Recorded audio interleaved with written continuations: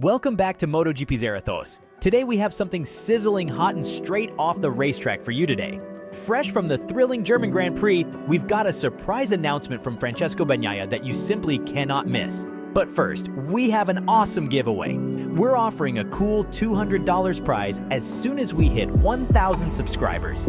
It could be cash, a gift card, or anything else you want.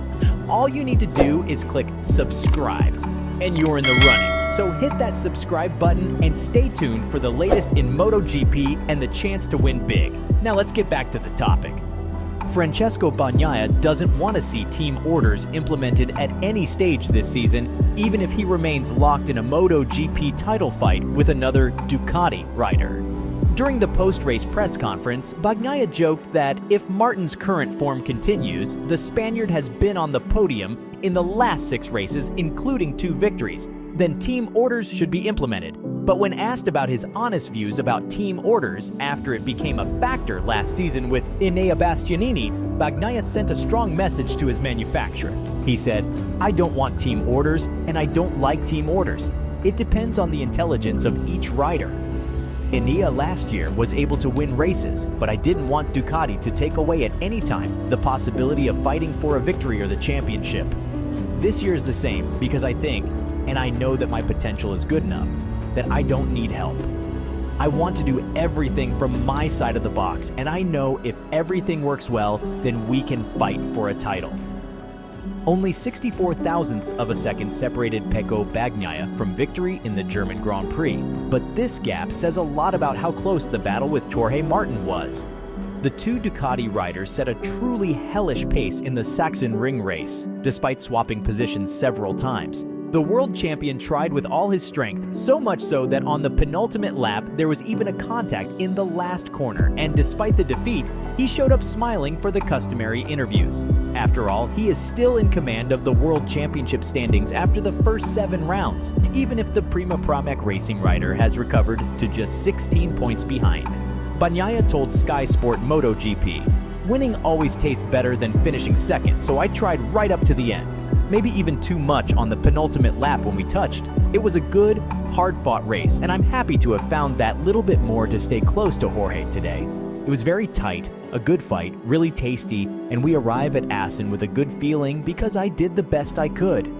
In the end, the overtaking was all done at turn 12, the corner after the infamous waterfall.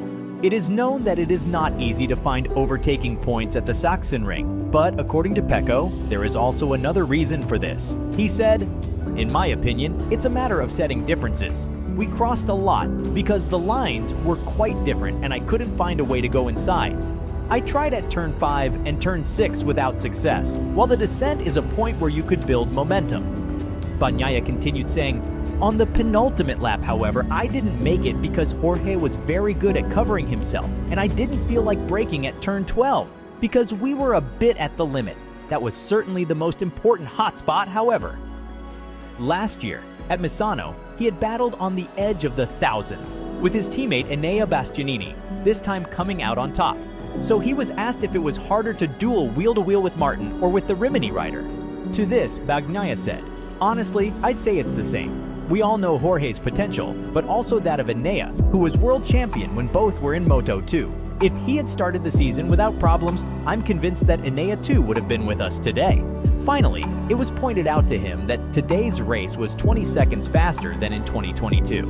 It's really a lot, it's incredible above all, because last year Quartararo won with a 7 seconds lead over the second. This year it was really tight, but I was realizing it because the tires didn't want to know anymore in the end. It really started from all sides, but this shows the level we've reached. And that wraps up our episode for today, folks. What are your thoughts on Bagnaia's statements? Let us know in the comment section below. We'd love to hear your insights. If you enjoyed this video, be sure to give us a big thumbs up and share it with your fellow MotoGP enthusiasts. And remember, we've got that exciting $200 giveaway coming up. To stand a chance to win, make sure you're subscribed to MotoGP Zarathos. Not only do you get to enjoy amazing MotoGP content and updates, but you could also walk away with a cool prize.